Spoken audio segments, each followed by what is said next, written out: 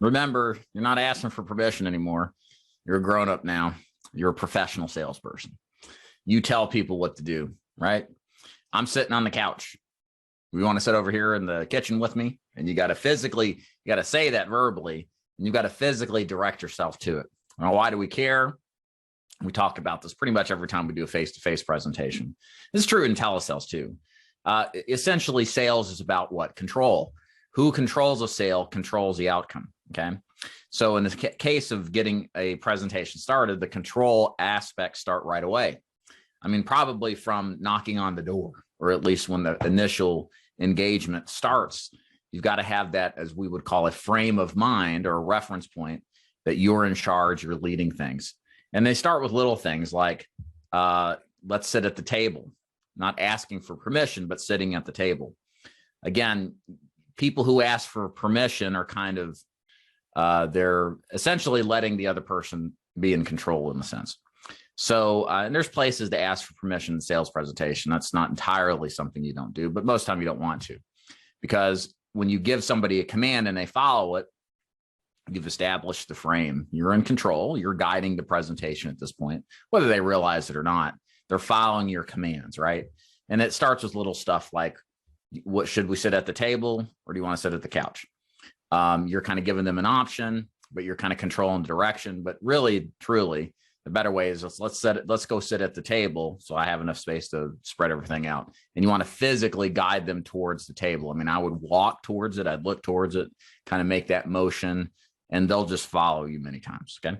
Sometimes you got to speak up to people, right? Okay. So if you get a lot of what?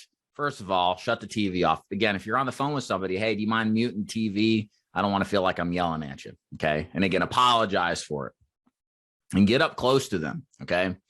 And then speak up. Sometimes you got to speak up.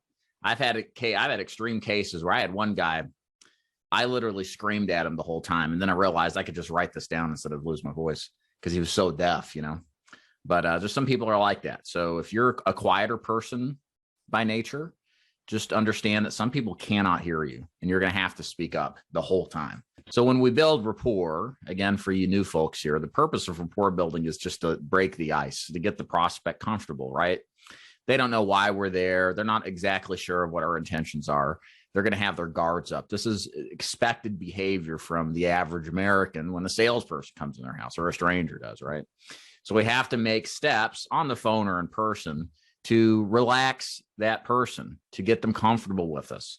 And again, I say break the ice because you don't have to become best friends with them. You just have to get them comfortable, laughing a little bit, physically set back, you know, and there's signs physically you can look for, people smiling, people making eye contact with you, having a little bit of life or energy in their conversation as the ice is starting to break.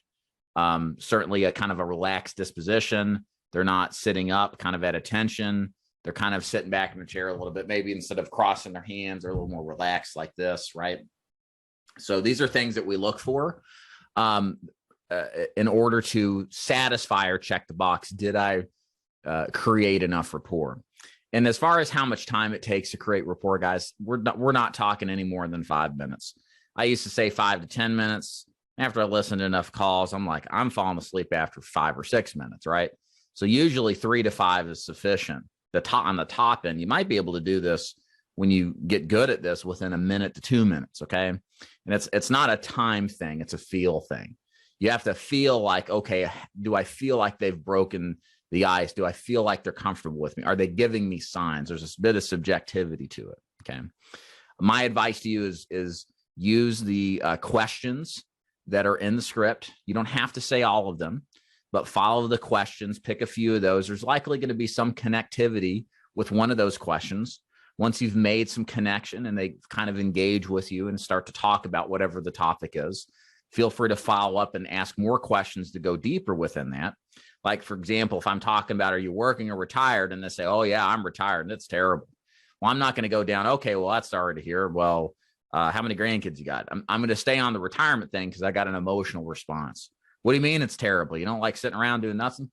You know, and then we'll have a good laugh and talk and we'll have some engagement. Maybe they'll tell me about, you know, what it's like not to work anymore and kind of how that makes them feel, right? That's kind of a meaningful conversation because I picked up on a trigger point for him that expressed emotionality. Okay. So look for that. That's why the questions are there, to go, not to just check the box and I asked them all, I built rapport. No, it's to ask the questions and then listen for some kind of unusual response. You know, we all say nice things to each other in passing. That's not what we're doing or looking for. We're looking for that engagement where somebody has something interesting to say, and you got to listen intently to find it and then go deeper into that.